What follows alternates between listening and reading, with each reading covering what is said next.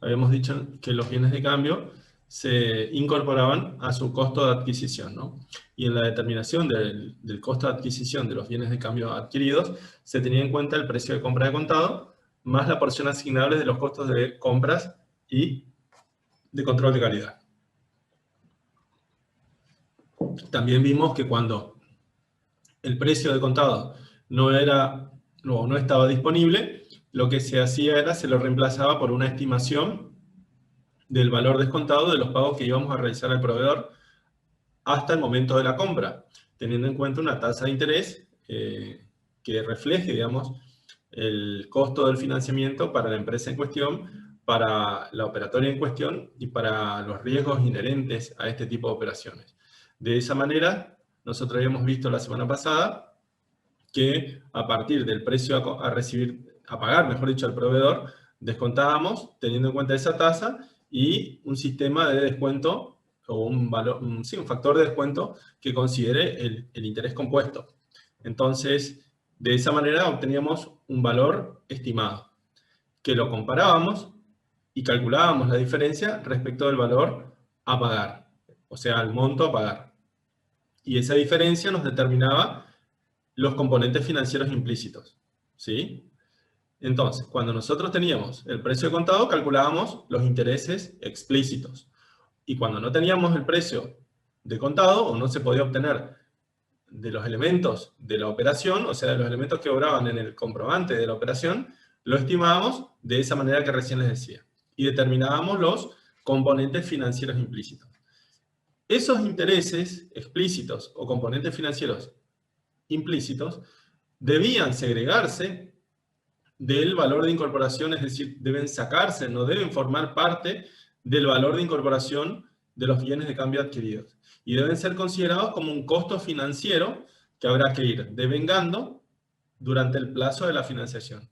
Es decir, que independientemente de cómo compremos las mercaderías, estas van a ingresar por el valor de contado o por un valor estimado de lo que sería el valor de contado. Los intereses nunca van a formar parte del costo de adquisición. Siempre se va a ingresar el bien por el precio de compra de contado. Podremos preguntarnos por qué esto es así. Porque independientemente de la forma en que se adquieran las mercaderías de contado o financiado, las mercaderías deben ingresar al valor del momento de la operación. Y un parámetro que refleja cuál es el valor de las mercaderías en el momento de la operación es el precio de compra de contado. Entonces, el hecho de que la empresa decida, en todo caso, financiar la compra, eso no debe cambiar el valor de entrada. En todo caso, lo que está considerando la empresa en ese punto es financiar la compra, pero que nada tiene que ver con el valor de las mercaderías, sino con la financiación. ¿Sí?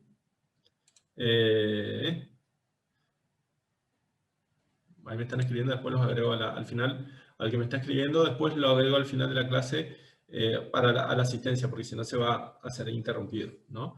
Pero bueno, estamos entonces que los intereses o coberturas inflacionarias o componentes financieros deberán segregarse de los valores de incorporación. Es decir, se van a tratar separados del valor de incorporación, se deben sacar y tratar como componentes financieros. Los componentes financieros, acuérdense que pueden ser intereses, como yo les decía, o componentes financieros implícitos, cuando no surgen inmediatamente o explícitamente. También pueden ser coberturas inflacionarias, que en ese caso deberán diferenciarse de los intereses reales, o también diferencias de cambio, cuando hablamos, por ejemplo, de mercaderías que se adquieren en el exterior y que eventualmente pueden, digamos, generar diferencias de cambio, diferencias de cotización por el monto asumido en moneda extranjera para su financiación, etc. Todos estos componentes financieros van a ser tratados como tal y deberán devengarse durante el plazo de la financiación, es decir, entre el momento de la compra y el vencimiento de la deuda. ¿De qué manera deben segregarse o devengarse, perdón, considerando tasas de interés periódicas compuestas? Es decir, que yo tengo que calcular el interés que corresponda al mes y devengarlo, ¿sí? Y considerando un método de interés compuesto, es decir, que a periodos regulares de tasa, los intereses se incorporan, en este caso a la deuda con el proveedor, y vuelven a generar intereses. Es decir, que no son intereses lineales, sino crecientes. Bien. También dijimos que aparte del precio de compra al proveedor, van a integrar el costo de adquisición, los costos de transporte, carga y descarga, seguros por el traslado de la mercadería, así como los impuestos deducibles o trasladables. Es decir, que no se puedan, que se puedan descontar, deducir o trasladar a la etapa siguiente de comercialización. En el caso, como recién les decía, de los bienes de cambio importados, todos los impuestos o tributos aduaneros como consecuencia de la nacionalización de las mercaderías también se van a incorporar al valor de incorporación, ¿no? Así como, para terminar, los costos de la función compras y de control de calidad. Yo les mencionaba que, sobre todo en las grandes organizaciones, existían departamentos de compras, así como también departamentos de control de calidad, que son áreas específicas de la organización relacionadas con la administración, que se ocupan justamente de realizar los procesos de compra o los procesos de recepción de mercadería. Entonces, todos los gastos, sueldos, cargas sociales, honorarios, gastos inherentes del departamento, de todas estas áreas también deberán ser prorrateadas entre todas las unidades compradas y recibidas. Generalmente hay veces que en lo que se refiere a control de calidad, inclusive, se suelen a veces testear o destruir unidades para comprobar la calidad o las condiciones en las que se reciben las mercaderías. Entonces, el costo de todos estos costos, incluyendo el costo de las unidades eventualmente destruidas para testear o comprobar, van a formar parte de los costos de control de calidad y por lo tanto habrá que distribuirlos entre los costos de las unidades adquiridas. ¿Qué no integraban el valor de incorporación? Dijimos los impuestos recuperables, deducibles o trasladables, los sobreprecios, que ya les dije que eran componentes financieros, y los costos financieros.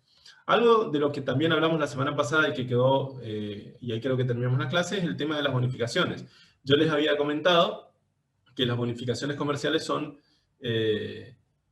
beneficios obtenidos en una compra, digamos, beneficios económicos obtenidos en una compra de mercaderías por parte de un proveedor como consecuencia de cuestiones comerciales, que nada tienen que ver con la forma de pago de la operación, sino que por habitualidad de compras o por volumen de compras, nos reducen el monto de una operación, ya sea de alguna manera un monto absoluto o hay veces que a través de lo que yo les decía, las unidades bonificadas. Es decir, o nos bonifican un porcentaje del monto de la operación, por ejemplo, sobre el monto comprado nos otorgan un beneficio o una bonificación del 20%, entonces lo que vamos a terminar pagando es el 80% del precio antes de la bonificación. En ese caso, digamos, la bonificación va a disminuir el monto de la compra y por lo tanto el monto o el valor unitario de adquisición. O bien también yo les decía que pueden presentarse las bonificaciones de la forma de unidades bonificadas. Por ejemplo, comprando 100 unidades, obtenemos 10 unidades bonificadas que se van a retirar o recibir sin cargo. Entonces, en esos casos, el monto de la operación no va a variar, se va a pagar el mismo, pero vamos a estar recibiendo más unidades. Entonces, va a ocurrir lo mismo, en definitiva vamos a tener un menor precio unitario de adquisición, que es muy importante calcular, porque al momento de la venta nosotros tenemos que tener en claro que el costo de la mercadería va a estar relacionado con el precio unitario de cada mercadería. Es decir que es importante saber cuál es el costo unitario de adquisición, más allá del costo de un lote de compra, por ejemplo, porque ese costo unitario de adquisición es el que nos va a determinar el costo de venta de esa mercadería. Bien, distinto es el caso de los descuentos financieros, en donde, también conocidos como descuentos de caja o descuentos por pronto pago, nos encontramos con una operación que se celebra o se realizó a plazo, es decir, financiada, y que con posterioridad o después del momento de la compra, nosotros, y antes del vencimiento de la operación, nosotros le manifestamos al proveedor la intención de pagar anticipadamente la deuda que tenemos con el proveedor. En ese caso, por eso se denomina descuento financiero o descuento por pronto pago, el proveedor entonces nos va a tener que realizar una nota de crédito en donde nos va a descontar la parte de los intereses que todavía no han transcurrido. Si no nos realiza ningún descuento, bueno, entonces no tendremos ningún incentivo por parte del proveedor para hacer ese pago. ¿Me entienden hasta acá? O sea, el descuento financiero lo que va a hacer es va a disminuir el monto a pagar, dado que yo no voy a estar pagando al vencimiento, sino antes. Entonces, el descuento financiero es algo que va a operar entre el monto financiado y el precio a pagar de contado. Es decir, que el descuento financiero se mueve en esa franja que se conoce como intereses. Es un descuento de los intereses que todavía no han devengado, no se han devengado porque el plazo de la financiación no ha transcurrido.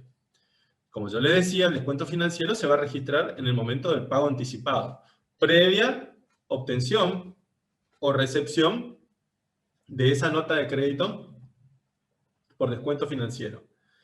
Entonces, lo que nosotros tenemos que hacer es registrar esa nota de crédito, que lo que va a hacer es va a corregir el monto de la deuda hasta ese momento, y ahí vamos a tener que registrar el pago, ¿sí? De manera que el descuento financiero nunca va a interferir ni va a modificar el valor de adquisición o el costo de adquisición de los bienes de cambio adquiridos. No los va a modificar por lo que hoy dijimos. Los bienes de cambio ingresan por el precio de contado. Entonces, el descuento financiero opera sobre el valor financiado, que nunca fue tenido en cuenta o deberá ser tenido en cuenta al momento de la determinación del costo de adquisición. Por esa razón, los descuentos financieros no modifican el costo de adquisición de los bienes de cambio, sino que lo que va a hacer es va a jugar con los intereses devengados o no devengados. En el caso de que el descuento financiero sea mayor a la porción de los intereses que restan por devengar, estaríamos obteniendo un resultado financiero positivo porque nos estaría descontando más de lo que correspondería.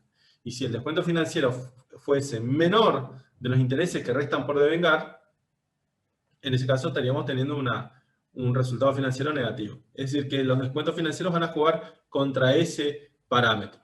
Vuelvo a decir, es lo que resta de los intereses por el tiempo a transcurrir y lo que me descuentan. Y ahí van a determinar un resultado financiero. En cuanto a los intereses implícitos, ya lo dije,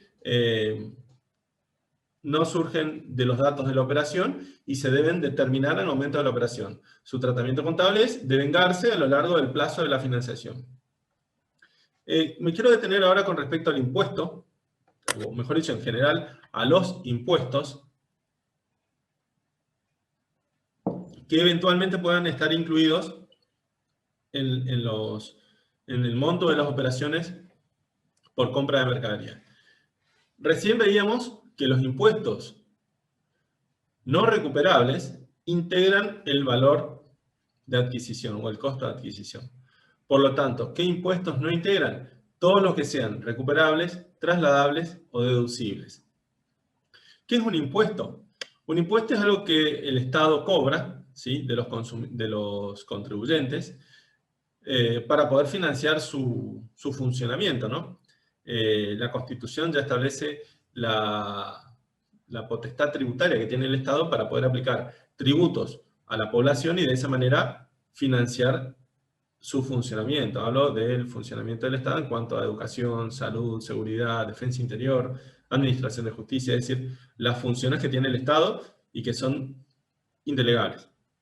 Entonces, uno de los impuestos que el Estado recauda es el impuesto al valor agregado, y que es básicamente un impuesto que se aplica, digamos, a las distintas etapas económicas en una empresa, y que lo que hacen es gravar el valor agregado que la empresa aplica en su proceso de intervención. Por ejemplo, si una empresa compra una mercadería a 100, sin impuestos, o sea, neto de impuestos, y la vende a 130, podríamos decir que le está agregando 30 pesos de valor agregado. Las compra a 100 y las vende a 130. Entonces, el Estado recauda este impuesto, que le llamamos IVA, impuesto, lo recauda en etapas. Y en cada etapa va a recaudar la alícuota del impuesto por el valor agregado que el contribuyente, o en este caso el responsable, tribute, ¿no? O aplique, mejor dicho. Vamos a ver un ejemplo. Bueno, supongamos que una empresa, yo les voy a hacer preguntas a ustedes, ¿no? Compra una mercadería en el mercado y lo hace a 100 pesos. Y vende la misma mercadería, yo les decía, a 130. Esos son sin impuestos, ¿no? Entonces, vamos a ponerle acá precio neto. Hagamos un esquema muy sencillo. El IVA, saben ustedes que la alícuota general es del 21%, ¿no? Entonces, cuando la empresa, ¿no es cierto?, compre, va a pagar sobre lo que compró el 21%. Quiere decir que lo que va a pagar en total va a ser, ¿cuánto? 100 más el impuesto que está pagando. Y lo mismo va a ocurrir cuando venda. Es decir, si nosotros nos preguntamos, ¿cuánto agrega la empresa? ¿Cuánto es el valor agregado que la empresa obtiene en su intervención en el ciclo económico? Si lo vende a 130 y lo compra a 100, el valor agregado es de 30, ¿no? ¿Me están siguiendo? Es lo que ganó la empresa en términos brutos por esta operación. Entonces, ¿cómo funciona, digamos, en un esquema de una empresa que está inscrita en el IVA?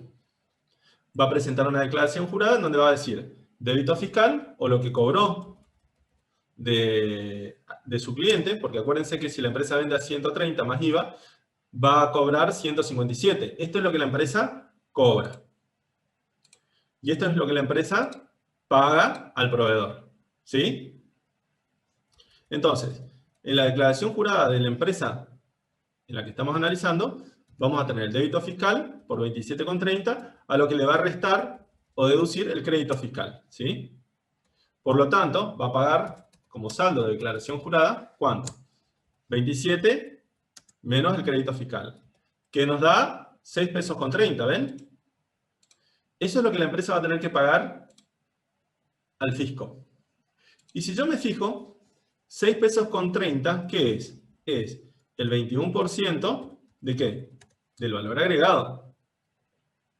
Entonces, la empresa que cobró 157 y pagó 121,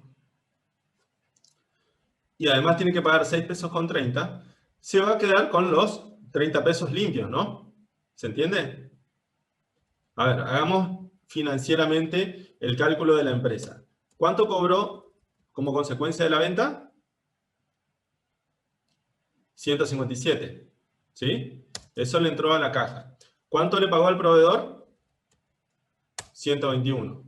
¿Cuánto pagó al Estado? 6 pesos con 30. Si hacemos la cuentita, ¿cuánto le queda limpio? 30. ¿Qué es 30? El valor agregado. O sea, ahora les pregunto a ustedes, esta empresa que está inscripta en el IVA, porque para poder liquidar en las ventas, tiene que estar inscripta en el IVA. Por lo tanto, también va a poder deducir, va a pagar y va a deducir el IVA que tengan las compras. ¿Esta empresa pagó el impuesto o soportó, mejor dicho, el impuesto? ¿Salió el impuesto de su bolsillo?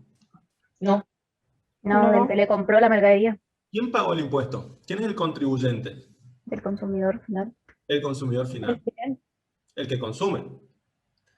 En todo caso acá, el que pagó 157 está pagando el impuesto, ¿no? Está pagando el impuesto de toda la cadena anterior. Ahora, esta empresa lo que hizo fue actuar como responsable por deuda ajena. ¿Qué quiere decir? Cobró del cliente o del contribuyente el impuesto y pagó al proveedor el impuesto que tenía que cobrar, ¿no es cierto?, el proveedor. Lo que la empresa hace cuando confecciona su declaración jurada es ingresar el impuesto por esta etapa, es decir, por el valor agregado que tuvo esta etapa económica.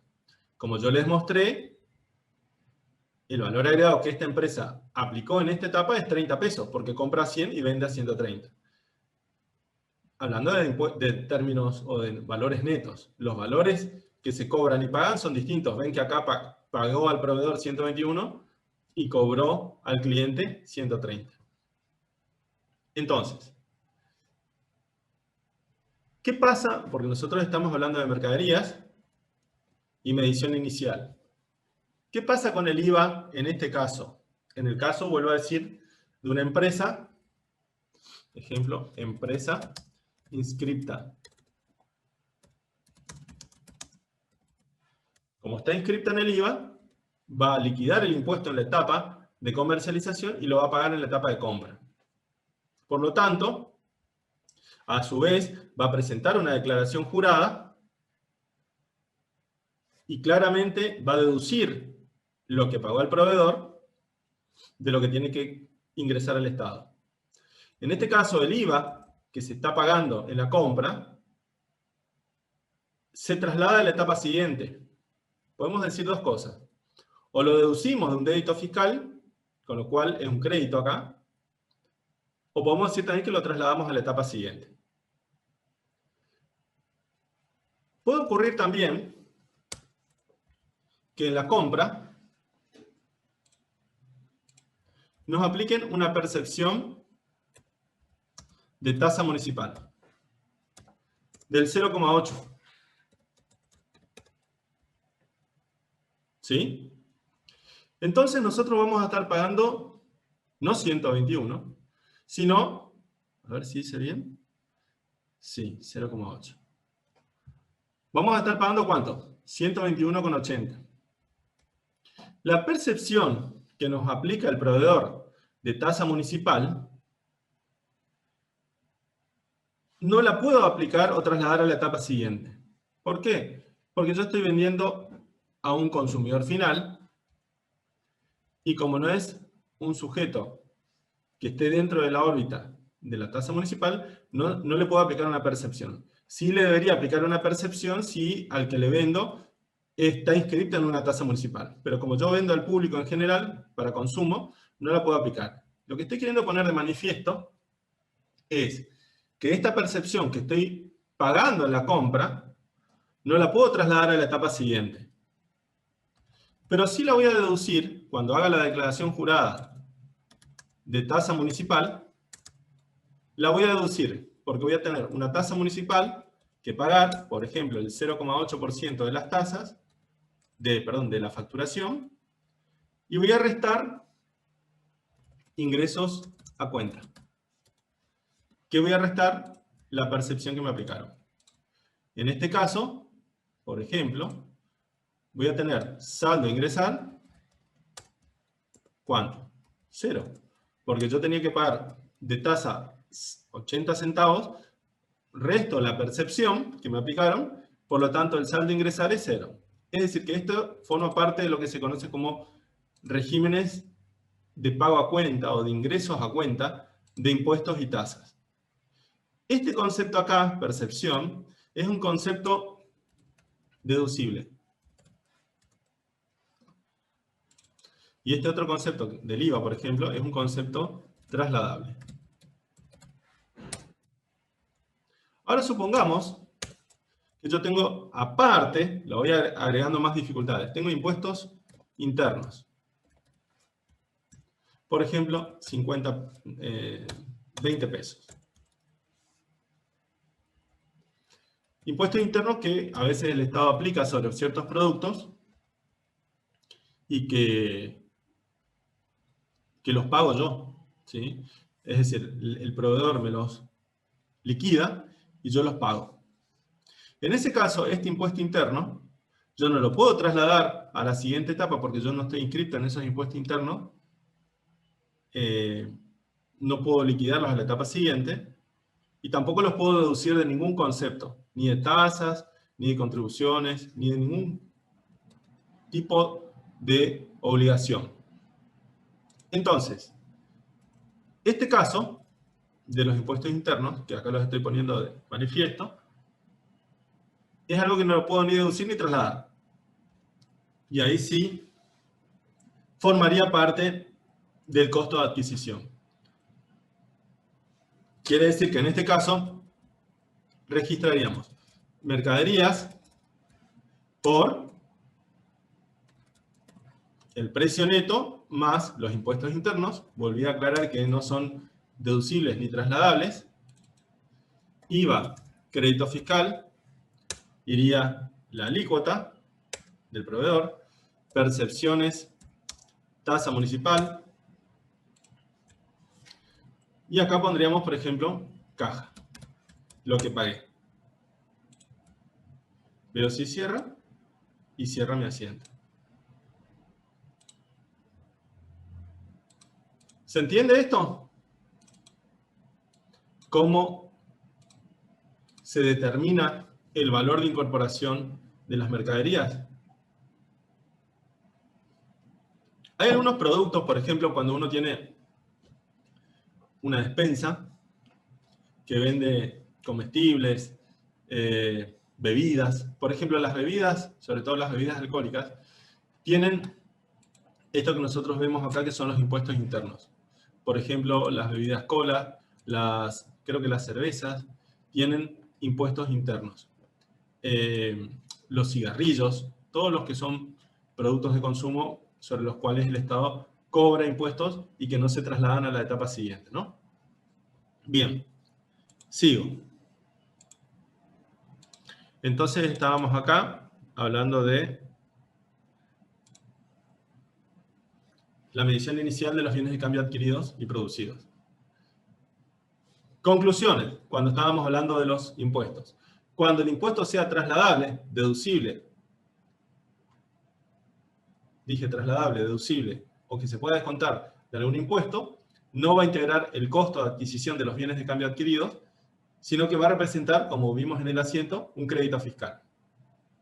En cambio, cuando no se traslada el impuesto, por ejemplo, en el caso de los impuestos internos, entonces el impuesto más eventualmente la sobretasa sí va a integrar el costo de adquisición. Pero me olvidé de comentarles algo. Voy a volver al Excel,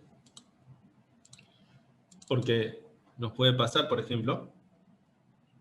Vamos a suponer que en vez de que se trate o que tengamos como análisis, acá le voy a poner una empresa responsable inscripto, y acá le voy a poner una empresa del régimen simplificado. Empresa inscripta en el régimen simplificado, también conocido como monotributo. Habrán escuchado hablar, ¿no es cierto?, del monotributo, ¿no? Una empresa que se inscribe en el monotributo no lo hace en el impuesto al valor agregado. Es decir, que el monotributo es un régimen simplificado sustitutivo de IVA y ganancias. Es decir, que la empresa lo que hace es pagar un impuesto fijo mensual, teniendo en cuenta un tabulador, una tabla tabuladora que considera la facturación mensual o anual, el espacio dedicado, digamos, a atención al público y entre otros elementos para categorizarse, y en función de la categoría en la que se encuentre, va a determinar o va a pagar un monto fijo, ¿no?, de monotributo, una suma fija. Entonces, en el caso de la empresa, ¿no es cierto?, que va a estar, como yo les decía, inscripta en el monotributo, no va a poder liquidar el IVA en la etapa de comercialización. lo más probable es que cuando compre, pague el IVA, lo va a recibir, digamos, liquidado de parte del proveedor, pero no lo va a poder trasladar a la etapa siguiente, ¿sí? Sería este el esquema. La empresa compra a 100, dijimos que tenía impuestos internos en esta mercadería de 20 pesos, también va a pagar una tasa municipal o una percepción de la tasa municipal y el IVA del monto neto. Esto es lo que me va a liquidar el proveedor. Yo voy a pagar 141 pesos con 80. Ahora bien, cuando yo venda, voy a vender por un monto neto, sobre el cual no voy a poder liquidar el IVA. Vuelvo a aclarar por qué. Porque no estamos inscritos en el IVA. Estamos inscritos en un régimen simplificado que sustituye el régimen del impuesto al valor agregado. Entonces, como yo no voy a poder liquidar sobre las ventas el IVA, solamente voy a facturar una cifra, un monto. Y voy a tener en cuenta que cuando considere esa cifra, debo recuperar todos los costos que pago. Yo puse como ejemplo acá que vendo la mercadería a 160, ¿sí? ¿Cuánto le estoy aplicando? Y bueno, vamos a ver. Está claro que yo tengo como costo, ¿qué cosas? El precio neto, que le pago al proveedor, impuestos internos, que le pago al proveedor, y que no los puedo recuperar, o trasladar, mejor dicho, ni deducir, y el IVA, que es el 21% del precio neto de compra. Entonces, ¿cuánto me cuesta a mí la mercadería? Si me fijo, 141 pesos. Entonces, el valor agregado va a ser el precio de venta menos la sumatoria de lo que yo pagué.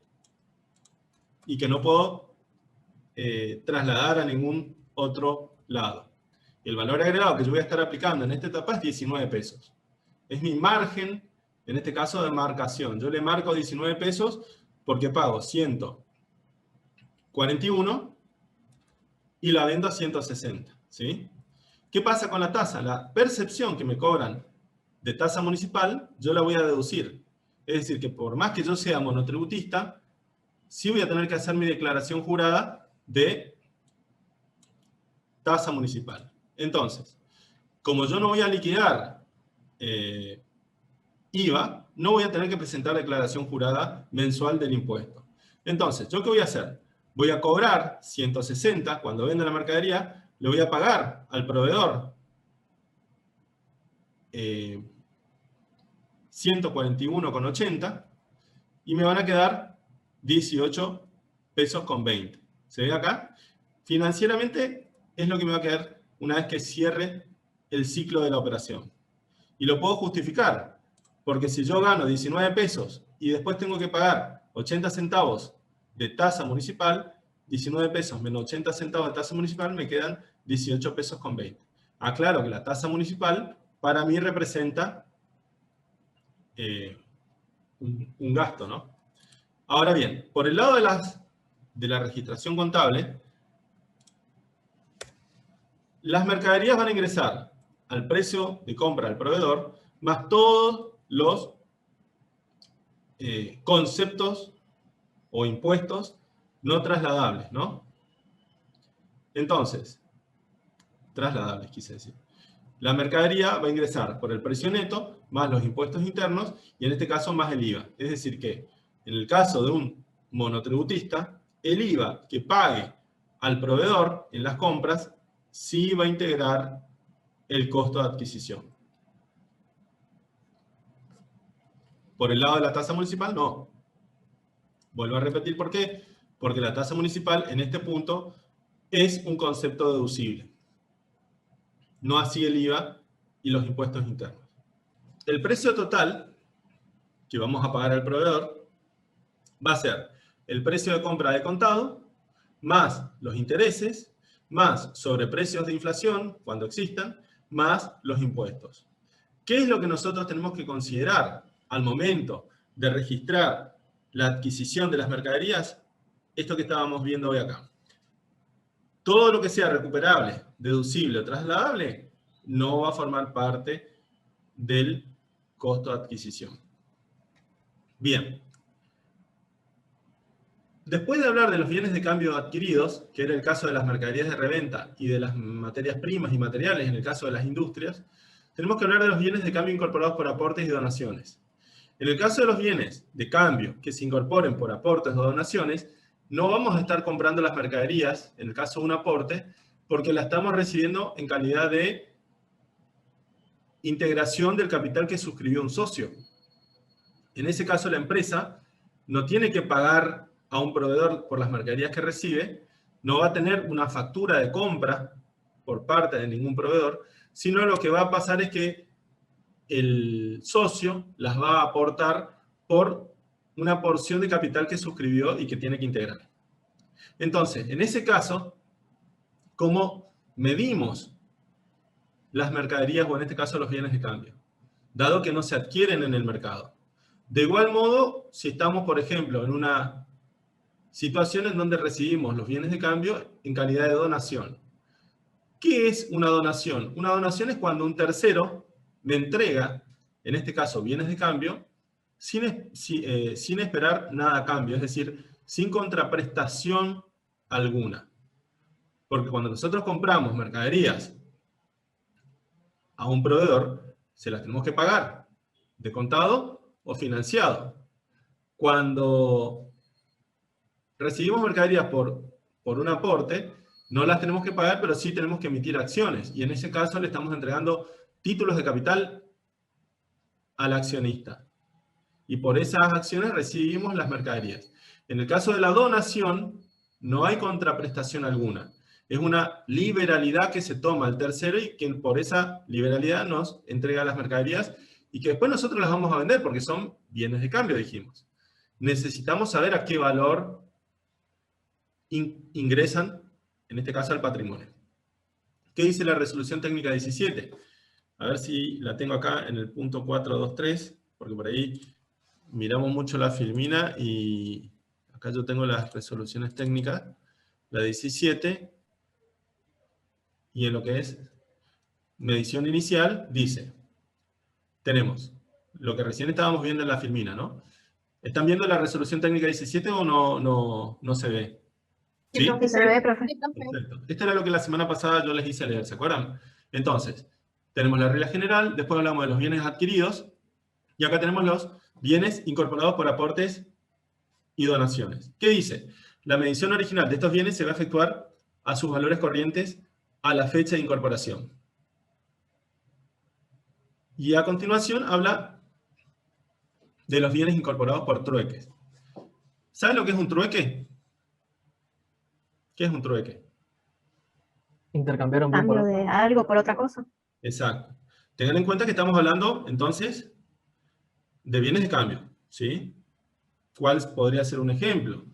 Y qué sé yo, entregamos algo que tenemos a un proveedor y este nos entrega a cambio mercaderías. Podría ser un bien de uso, ¿no? Lo que le entregamos. Lo que está claro que recibimos son mercaderías, bienes de cambio. Por eso estamos en esta unidad. Y leo estos dos párrafos, o sea, el 423 y 424, para entender la diferencia. Y ahora van a ver por qué. A ver, alguien que se ofrezca para leer hasta este punto, no todo, porque acá, esto que estoy resaltando, hasta ahí quiero que lean. Así puedo descansar un segundo mi garganta. Digo yo si quieres. Bueno, dale. Bienes incorporados por trueques. Salvo en el caso indicado en el párrafo siguiente, la medición original de estos bienes se efectuará su costo de reposición a la fecha de incorporación, de acuerdo con la sección 433, determinación de costo de reposición, reconociendo el correspondiente resultado por tenencia del activo entregado. Bien, gracias Martín. Entonces, lo que dice y queda claro es que se va a medir a su, voy a resaltarlo acá, a su costo de reposición. Y habíamos leído recién, o yo les leí recién, que cuando hablábamos de los bienes incorporados por aportes o donaciones, se miden a su valor corriente. Hay una pequeña diferencia entre estos dos párrafos, que la voy a poner en un Excel. A ver si me sale, porque como no tengo pizarra, o yo no sé usar una pizarra acá, no me queda otra que usar el Excel. Valores corrientes es el género. Cuando digo valores corrientes, puedo tener valores corrientes de entrada, y ahí hablamos de un costo, no costo, costo de reposición. Pero también podemos hablar de valores corrientes de salida, como por ejemplo lo es ¿alguien que sepa algún valor corriente de salida? Valor neto de realización. Entonces, ¿hay diferencias? Sí hay diferencias. ¿Cuál es la diferencia? En el caso de los bienes de cambio que se incorporan por aportes o donaciones, pueden ser evaluados tanto a valores de entrada como a valores de salida. ¿De qué va a depender? De las características del bien de cambio. Quiere decir que para un bien de cambio que se incorpore por aporte o por donación, puedo utilizar cualquiera de los dos: costo de reposición o valor neto de realización. En cambio, para los bienes que se incorporen por trueque, solamente podemos utilizar los costos de reposición. Y ahora vamos a ver, o vamos a tratar de leer, qué significa un costo de reposición y qué significa un valor neto de realización. Lo que ya sabemos, o estamos dejando en claro, es que un costo de reposición es un valor corriente de entrada. Es decir, lo que representa entrar un bien de cambio al patrimonio. Y un valor corriente de salida, como el valor neto de realización, representa lo que le queda a la empresa como consecuencia de la salida de un bien de cambio.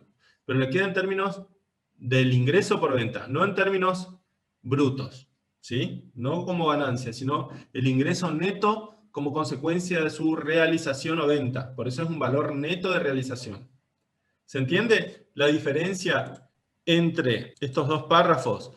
Los bienes incorporados por aportes y donaciones, vuelvo a decir, a valores corrientes, a la fecha de su incorporación, o sea, a la fecha del aporte o a la fecha de la donación. Y si nos dice valores corrientes, podrá ser costo de reposición o valores netos de realización. En cambio, cuando hablamos de los bienes incorporados por trueque, que como bien dijeron ustedes son los intercambios que hago de bienes con bienes, en este caso yo estaré entregando algo. Yo puse como ejemplo un bien de uso, que aclaro que tendrá una medición contable. Entonces, si yo estoy entregando un bien de uso, o puedo estar entregando acciones, o puedo estar entregando otras mercaderías, habrá que ver el valor de esas mercaderías que se dan de baja y se entregan por las mercaderías que recibo del trueque. Entonces, esas mercaderías que yo recibo se van a medir al momento de la incorporación, o sea, al momento del trueque, a su costo de reposición. Lo que está dejando en claro la RT es que no se pueden evaluar a su BNR, las deja claramente afuera. Esa es la diferencia entre un bien de cambio incorporado por aporte o donación y un bien de cambio incorporado como consecuencia de un trueque. ¿Sí? Sigamos. Entonces, hablamos de los bienes incorporados adquiridos en el mercado, bienes de cambio incorporados por aportes y donaciones, y bienes de cambio incorporados por trueques. ¿Qué nos quedó por hablar? De los bienes de cambio producidos. Y cuando hablamos de producción, podemos estar hablando de producción o construcción, es decir, una empresa que construye viviendas, por ejemplo, o un astillero que construye buques, o lanchas, y que las vende, obviamente, o una fábrica que fabrica, zapatillas, o que elabore productos manufacturados. En ese caso, y teniendo en cuenta un poco lo que leíamos la semana pasada, cuando hablábamos de la regla general, vamos a ver que tenemos que hablar del costo de producción. Voy a repasar eso porque es muy importante.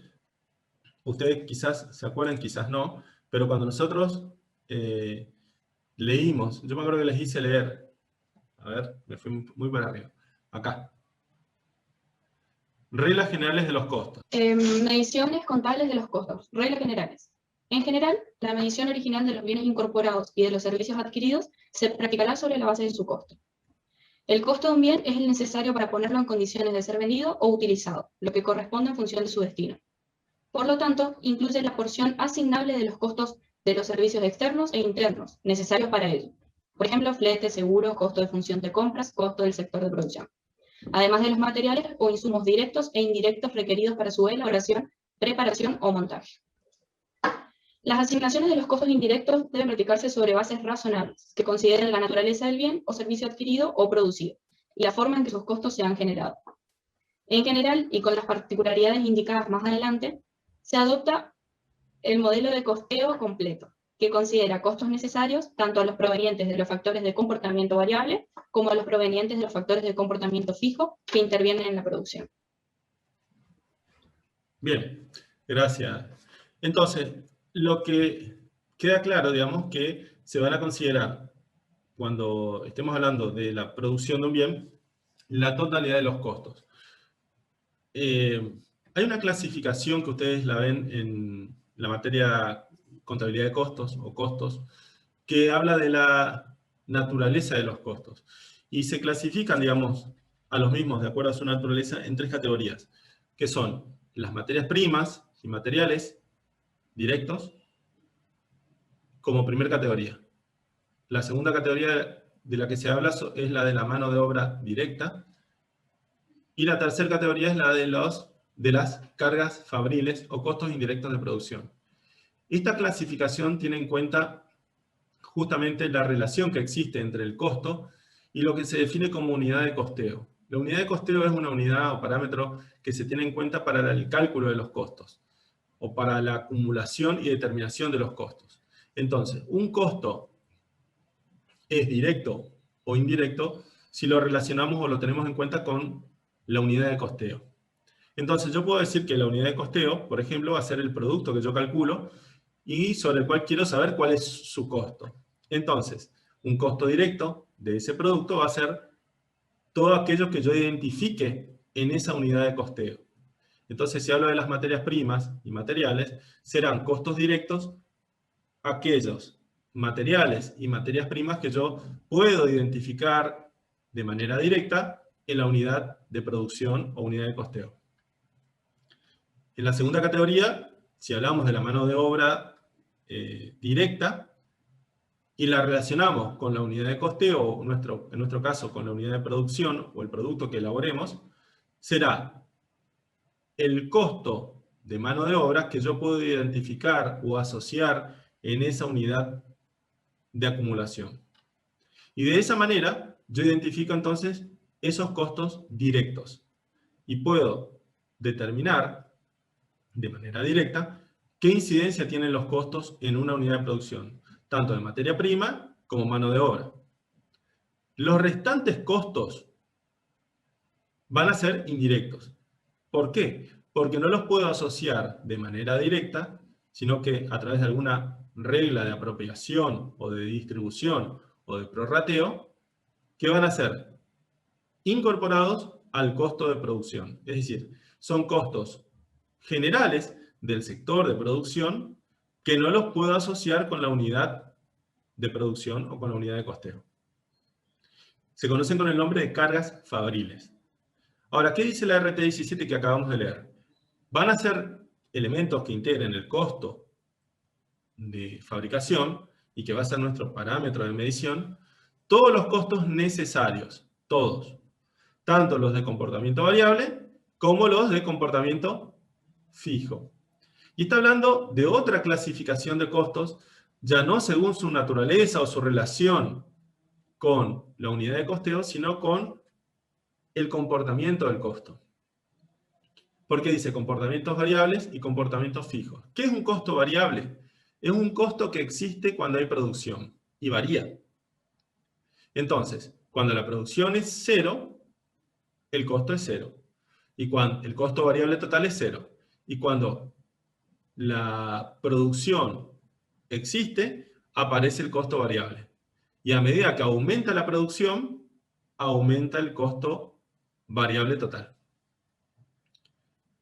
En general, los costos variables están asociados a los costos directos, porque se identifican con la unidad de producción. Entonces, a mayor unidad de producción, mayor va a ser el costo que yo les decía directo. Por ejemplo, la materia prima, por ejemplo, la mano de obra directa.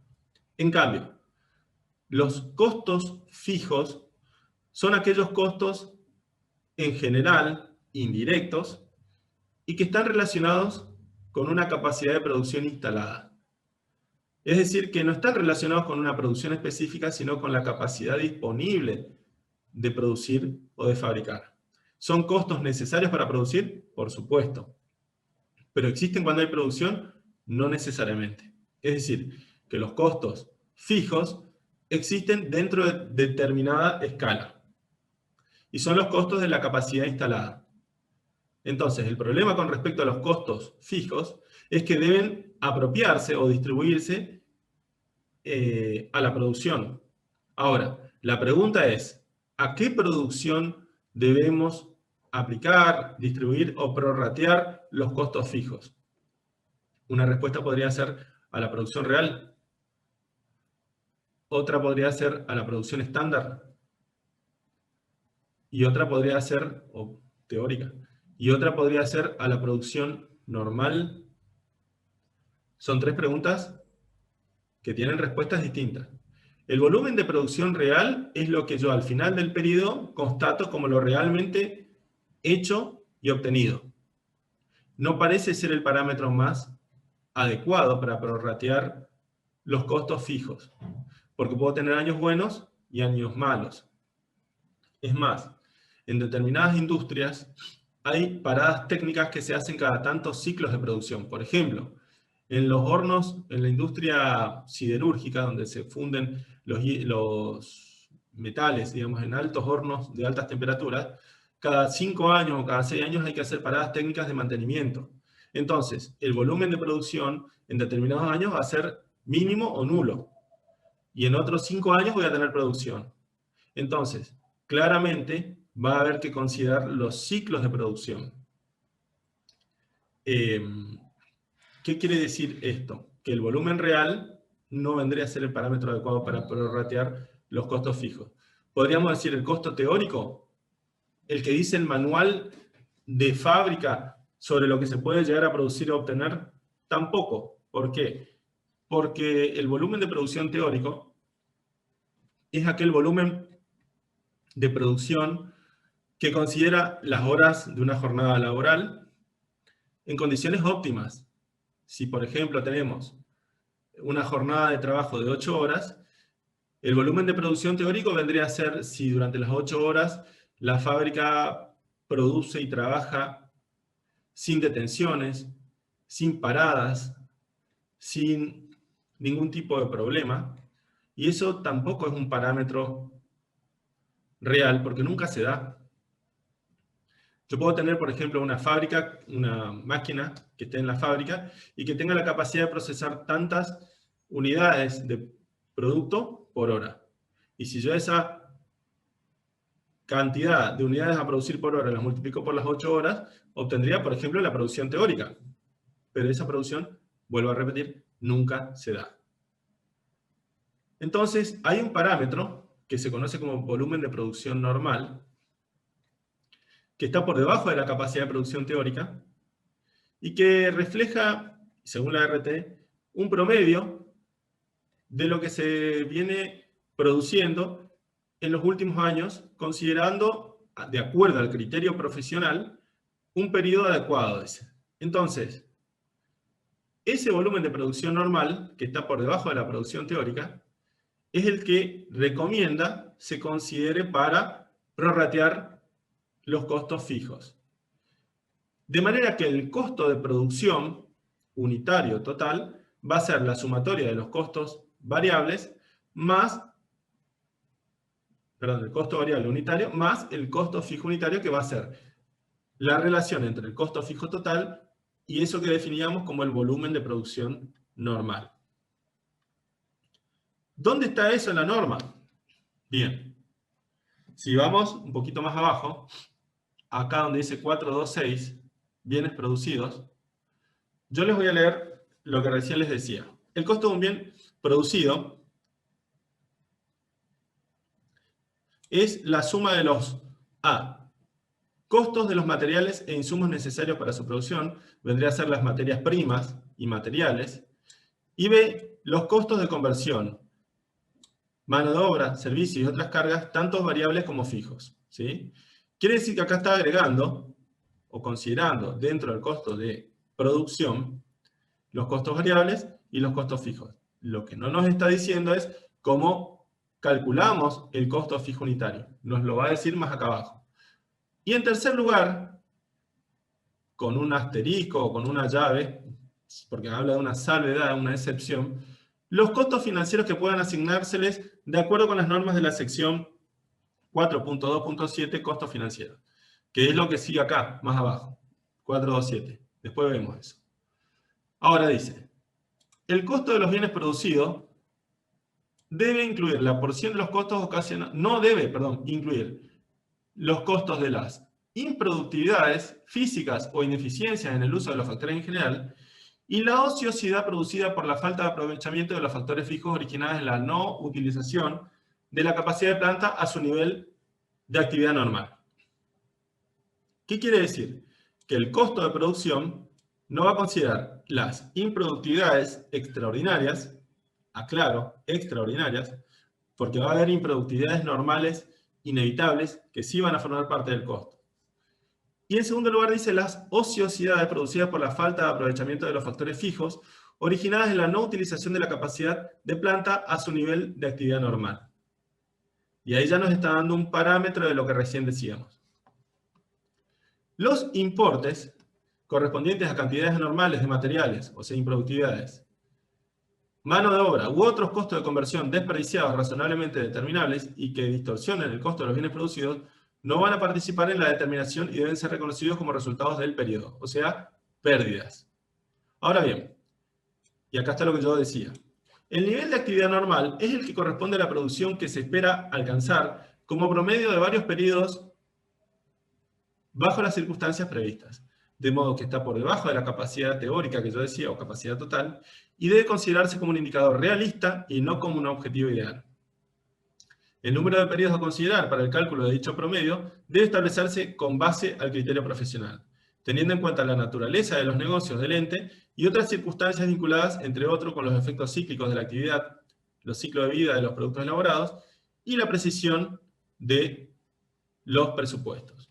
Después sigue hablando, digamos, de los bienes de uso, pero ya no es la unidad que estamos analizando. Y sí nos quedó por ver los costos financieros. Recién veíamos que los elementos que integran el costo son los costos variables, los costos fijos y los costos financieros. ¿Cuándo? Se considerarán los costos financieros, o sea, los intereses, ya sea explícitos o implícitos, actualizaciones monetarias, diferencia de cambios, premios por seguros de cambio, o pólizas, derivados de la utilización de capital ajeno, netos de su caso de los correspondientes resultados por exposición a cambio del poder adquisitivo de la moneda. ¿Cuándo? Los costos financieros, en general, se van a considerar como gastos financieros del periodo en que se devengue o plazo de la financiación. Pero hay un tratamiento alternativo, que es este, que es el que mencionaba la inclusión dentro de los costos de producción. Podrán activarse costos financieros en el costo de un activo cuando se cumplan estas condiciones. Y habla de 5 condiciones. Primera, el activo se encuentra en producción, construcción, montaje o terminación, y tales procesos en razón de su naturaleza sean de duración prolongada. Pregunta, ¿qué es duración prolongada? Y bueno, podríamos decir más de un ciclo económico, más de un año. Segundo, tales procesos no se encuentran interrumpidos o solo se encuentran interrumpidos por demoras temporarias necesarias para preparar el activo para su uso o venta. Tercero, el periodo de producción, construcción, montaje o terminación no excede del técnicamente requerido, es decir, que la amplitud del plazo de producción es algo habitual para el sector o rama de actividad, pero no es una cuestión de ineficiencia de la empresa. Cuarto, las actividades necesarias para dejar el activo en condiciones de uso o venta no se encuentran sustancialmente completas. En este caso estamos hablando de venta porque estamos hablando de bienes de cambio, no de uso. Sí, claro. Por ejemplo, en la industria yerbatera, para que la yerba mate se pueda envasar, una vez que completó el proceso de secanza y molienda, es necesario que la yerba se estacione. Esto significa que la yerba esté almacenada, acopiada, a la espera de un proceso natural, químico, digamos, de transformación química, en donde la yerba mate adquiere su sabor típico. Y sin que ese tiempo transcurra, la yerba no está en condiciones de ser vendida. O también, en el caso de la industria vitivinícola, cuando determinados vinos requieren determinada cantidad de años de añejamiento, en donde sin ese periodo de añejamiento, el vino no adquiere su calidad comercial, no está en condiciones de ser vendido. Es decir, el factor tiempo es un ingrediente necesario del proceso productivo. No se puede evitar esa demora dentro del proceso productivo. Bien. Y por último dice que el activo no está en condiciones de ser vendido, usado en la producción de otros bienes o puesto en marcha, lo que correspondiese al propósito de su producción, construcción, montaje o terminación. Es decir, que es necesario que el activo esté inmovilizado y a la espera de ese periodo para poder ser vendido. Entonces, en esos casos, vuelvo a repetir, en los casos de producción, construcción, en este caso producción, que demore un tiempo prolongado, en ese caso podrá activarse el costo financiero, o los costos financieros. ¿Cuáles? Todos. Intereses implícitos y explícitos, diferencias de cambio, pólizas por seguros de cambios, actualizaciones monetarias, coberturas por inflación, todo. No se previene de nada. Es más, también se podrá considerar o activar el interés del capital propio invertido. ¿Por qué? Porque una empresa que financie su proceso productivo de estas características de las que estamos vendiendo, que financie su proceso productivo con fondos propios, no va a incurrir en intereses, diferencias de cambios, actualizaciones, porque lo va a hacer con fondos propios. Y de esa manera podríamos estar hablando entonces de costos de producción inferiores al de una empresa endeudada. Y estaríamos admitiendo que el valor de los activos, en este caso bienes de cambio, sea inferior en una empresa no endeudada que en el caso de una empresa endeudada. Cuestión que no tiene sustento o asidero. Entonces, en ese caso, en el caso de los bienes de cambio, cuya producción, construcción, montaje o terminación requiera un proceso prolongado de tiempo, podrá activarse el costo financiero por el endeudamiento de ese ciclo productivo con terceros o el interés del capital propio invertido. Porque en ese caso estaríamos hablando de una empresa no endeudada. De esa manera se estarían equiparando los valores de activos de empresas que tengan similares procesos productivos pero distintas fuentes de financiación. ¿Cómo se determina el valor de los activos, de los costos financieros que deberá activarse? Bueno, es lo que está en los párrafos siguientes. Y habla de el cálculo del costo financiero como consecuencia de la financiación directa que se aplicará en forma directa. Y en el caso de los costos financieros indirectos, mediante el cálculo de una tasa de interés promedio sobre el valor de los activos promedios mensuales para su activación. Pero eso ya es una cuestión más práctica que teórica. Y digamos, excede la clase de hoy, digamos, ¿no? Pero bueno, para dejar en claro entonces, siempre que hablemos de bienes cuya producción se prolonga en el tiempo, y vimos ejemplos, se podrá activar los costos financieros. Bien, sigo. Y ya estamos terminando la clase. Acá está. Esto es una especie de resumen de lo que yo les decía. No van a integrar, voy primero con los bienes de cambio producidos. ¿Qué elementos van a integrar? El costo de producción, bueno, el costo de los materiales e insumos, más los costos de conversión, más los costos financieros cuando corresponda, por eso puse el asterisco ahí. ¿Qué elementos no integran el costo de producción? Las improductividades y ociosidades. Cuando concluya, digamos, el proceso de producción, los costos de puesta en marcha normales se integrarán y eventualmente ingresos por venta de bienes producidos como consecuencia de ese proceso en marcha se considerarán como reducciones de costo. Es decir, que cuando uno inicia un proceso productivo y en ese inicio obtiene productos que los pueda llegar a comercializar, pero que no revistan determinada calidad o condición comercial, el producto de la venta de esos bienes, hasta que la producción esté óptima, reducirá los costos de producción. En cuanto a la activación de los costos financieros, bueno, es lo que leíamos, cuando un activo se encuentra en producción, construcción, montaje o terminación de duración prolongada, esos procesos no están interrumpidos, los periodos de producción no exceden de los técnicamente requeridos, las actividades requieren que se completen estas esperas para poder obtener bienes en calidad comercial, porque si no el bien no está en condiciones de ser vendido. ¿Cómo se va a hacer la activación de los costos financieros? Se hará de manera mensual, primero los costos financieros directos, y después los costos financieros indirectos. Bien, y como les decía, para terminar la clase de hoy, y nos va a quedar la clase de la semana que viene para hablar de costo de ventas, vamos a hablar de la medición periódica de los bienes de cambio. Así como cuando veíamos la medición inicial y los diferenciábamos por la forma en que ingresaban al patrimonio, según se los adquiera en el mercado, sean aportados o donados, o incorporados por trueques o producidos, cuando hablamos de la medición periódica de los bienes de cambio, tenemos que tener en cuenta una clasificación que veíamos en la primera clase de bienes de cambio. No era la semana pasada, sino la anterior, donde hablábamos de el grado de avance del proceso de generación de resultados.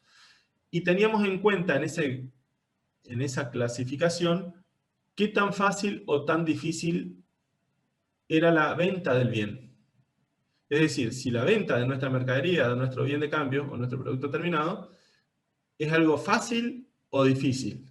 Entonces, teniendo en cuenta este criterio, podemos hablar de bienes cuya comercialización no demande esfuerzos significativos, que es una característica especial de los bienes de cambio, y que nos va a permitir diferenciarlos de los bienes de cambio en general, donde nos vamos a referir de los bienes cuya venta no esté asegurada o que requiera un esfuerzo de comercialización. Es decir, que la sola tenencia del bien de cambio no garantiza su venta.